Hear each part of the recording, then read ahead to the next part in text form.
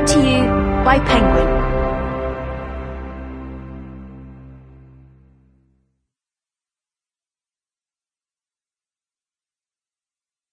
My Name is Lucy Barton by Elizabeth Strout. Read for you by Kimberly Farr.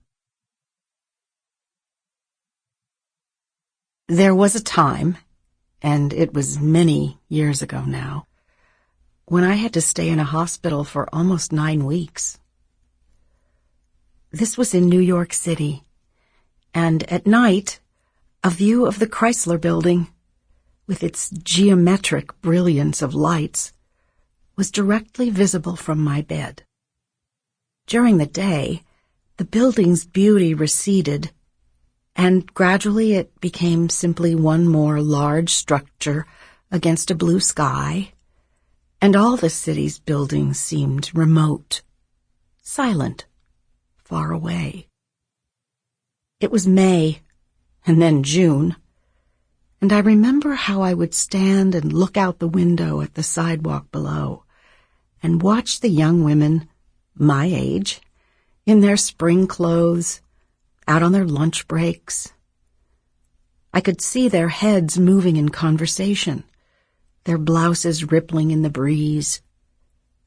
I thought how, when I got out of the hospital, I would never again walk down the sidewalk without giving thanks for being one of those people. And for many years I did that. I would remember the view from the hospital window and be glad for the sidewalk I was walking on. To begin with, it was a simple story. I had gone into the hospital to have my appendix out. After 2 days, they gave me food, but I couldn't keep it down. And then a fever arrived. No one could isolate any bacteria or figure out what had gone wrong. No one ever did. I took fluids through one IV, and antibiotics came through another. They were attached to a metal pole on wobbly wheels that I pushed around with me, but I got tired easily. Toward the beginning of July, whatever problem had taken hold of me went away.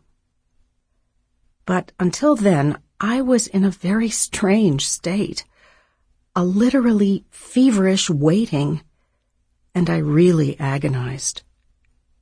I had a husband and 2 small daughters at home. I missed my girls terribly, and I worried about them so much I was afraid it was making me sicker. When my doctor, to whom I felt a deep attachment, he was a jowly-faced Jewish man who wore such a gentle sadness on his shoulders, whose grandparents and 3 aunts, I heard him tell a nurse, had been killed in the camps, and who had a wife and 4 grown children here in New York City. This lovely man, I think, felt sorry for me, and saw to it that my girls, they were 5 and 6, could visit me if they had no illnesses. They were brought into my room by a family friend, and I saw how their little faces were dirty, and so was their hair, and I pushed my IV apparatus into the shower with them. But they cried out, "Mommy, you're so skinny." They were really frightened. They sat with me on the bed while I dried their hair with a towel, and then they drew pictures, but with apprehension, meaning that they did not interrupt themselves every minute by saying, "Mommy, Mommy, do you like this? Mommy, look at the dress of my fairy princess." They said very little. The younger one especially seemed unable to speak, and when I put my arms around her, I saw her lower lip thrust out and her chin tremble. She was a tiny thing, trying so hard to be brave. When they left, I did not look out the window to watch them walk away with my friend who had brought them, and who had no children of her own. My husband, naturally, was busy running the household, and also busy with his job, and he didn't often... Sample complete. Ready to continue?